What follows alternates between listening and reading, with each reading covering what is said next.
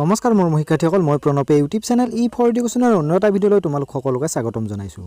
মোৰ শিক্ষাৰ্থীসকল, আজি মই তোমালোকৰ মাজলৈ আহিছোঁ হায়াৰ ছেকেণ্ডাৰী ছেকেণ্ড ইয়াৰৰ টুৰিজিম এণ্ড হস্পিটেলিটি নামৰ বিষয়টোৰ unit number 1 session 1 meaning components and goal of hospitality.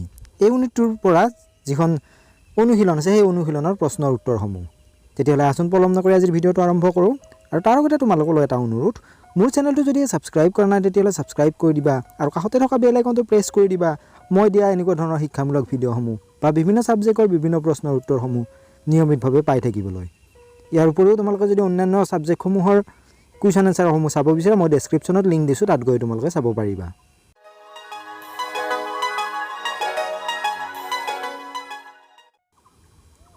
Fill in the blanks, খালী ঠাই পূৰণ কৰা।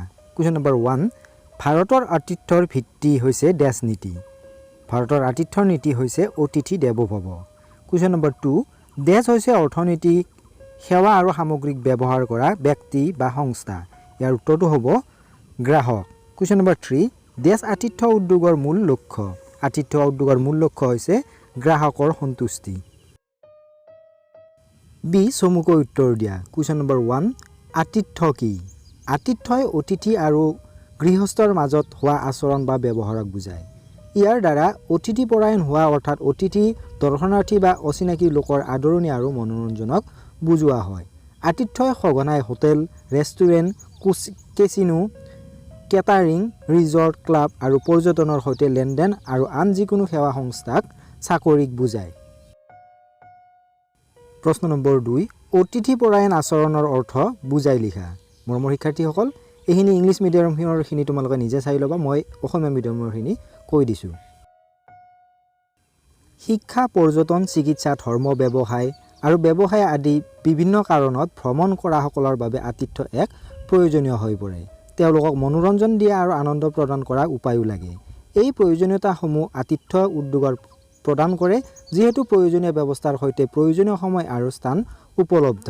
এই উদ্যোগটোৰ অন্যান্য কথাটো হ'ল প্ৰতিজন কৰ্মচাৰীয়ে অতিথিজনৰ সংস্পৰ্শলৈ আহিব, গতিকে আচৰণবিধি আৰু অতিথিপৰায়ণ আচৰণ মানি চলাৰ প্ৰয়োজনীয়তা আহি পৰে।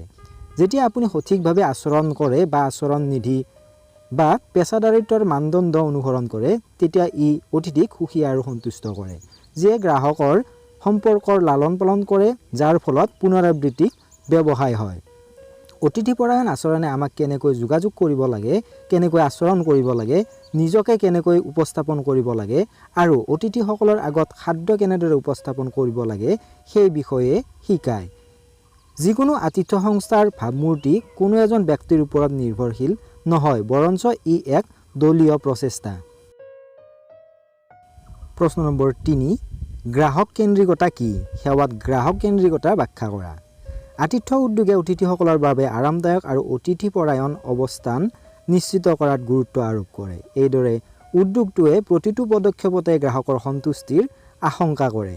যদি কোনো আতিথ্য প্ৰতিষ্ঠানে এই কথাটো উপেক্ষা কৰিবলৈ চেষ্টা কৰে, তেন্তে ইয়াৰ যথেষ্ট ক্ষতি হয়। গ্ৰাহকে তেওঁলোকৰ নামেৰে পৰিচিত, চিনি পোৱা আৰু সম্বোধন কৰাটো ভাল পায়, আৰু যদি কৰ্মচাৰীসকলে তেওঁলোকৰ প্ৰতি বন্ধুত্বপূৰ্ণ দৃষ্টিভংগী দেখুৱায়, তেন্তে তেওঁলোক অতি সুখী। অৱশ্যে বন্ধুত্বপূৰ্ণ হোৱা বা চিনাকি হোৱাৰ মাজত এটা পাতল ৰেখা আছে। এইদৰে কৰ্মচাৰীসকলে অতি গুৰুত্বপূৰ্ণ হৈ অতিথিৰ ব্যক্তিগত স্থান আক্ৰমণ কৰি আৰম্ভ কৰিব নালাগে। তলত দিয়া কথাবোৰ মনত ৰাখিব লাগিব। শাৰীৰিকভাৱে কেতিয়াও গ্ৰাহকৰ বেছি ওচৰলৈ নাযাব। সকলো সময়তে এটা বাহুৰ দূৰত্ব বজাই ৰাখিব লাগে। ব্যক্তিগত প্ৰশ্ন নকৰিব। ব্যক্তিগত পচন্দৰ সন্দৰ্ভত পৰামৰ্শ নিদিব। পাৰিবাৰিক বা ব্যক্তিগত বিষয়ত কোনো মন্তব্য নাৰাখিব। তেওঁলোকৰ লগত আপোনাৰ ব্যক্তিগত বিষয়বোৰ আলোচনা নকৰিব।